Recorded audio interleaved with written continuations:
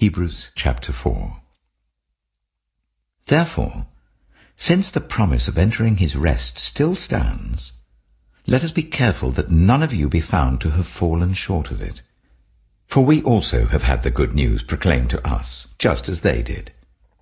But the message they heard was of no value to them because they did not share the faith of those who obeyed. Now we who have believed enter that rest, just as God has said. So I declared on oath in my anger, they shall never enter my rest. And yet his works have been finished since the creation of the world. For somewhere he has spoken about the seventh day in these words, on the seventh day God rested from all his works. And again in the passage above he says, they shall never enter my rest.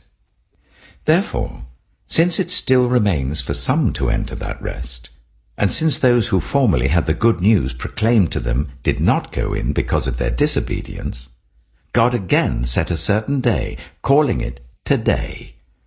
This he did when a long time later he spoke through David, as in the passage already quoted, today, if you hear his voice, do not harden your hearts. For if Joshua had given them rest, God would not have spoken later about another day. There remains then a Sabbath rest for the people of God. For anyone who enters God's rest also rests from their works, just as God did from his.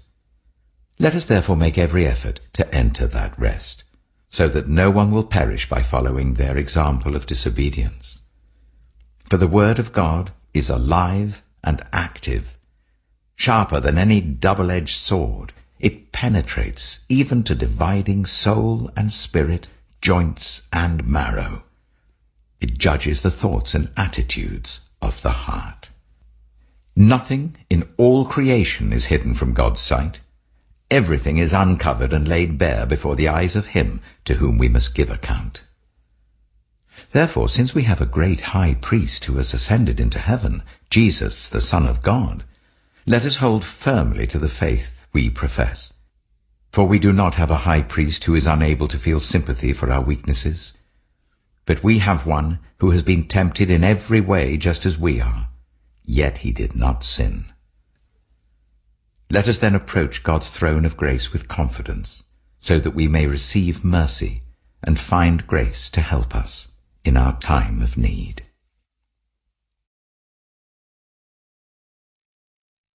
2 John. The elder, to the lady chosen by God and to her children, whom I love in the truth, and not I only, but also all who know the truth, because of the truth which lives in us and will be with us forever. Grace, mercy, and peace from God the Father and from Jesus Christ, the Father's Son, will be with us in truth and love. It has given me great joy to find some of your children walking in the truth, just as the Father commanded us. And now, dear lady, I am not writing you a new command, but one we have had from the beginning. I ask that we love one another, and this is love, that we walk in obedience to his commands. As you have heard from the beginning, his command is that you walk in love. I say this because many deceivers, who do not acknowledge Jesus Christ as coming in the flesh, have gone out into the world. Any such person is the deceiver and the Antichrist. Watch out that you do not lose what we have worked for, but that you may be rewarded fully. Anyone who runs ahead and does not continue in the teaching of Christ does not have God. Whoever continues in the teaching has both the Father and the Son. If anyone comes to you and does not bring this teaching, do not take them into your house or welcome them. Anyone who welcomes them shares in their wicked work.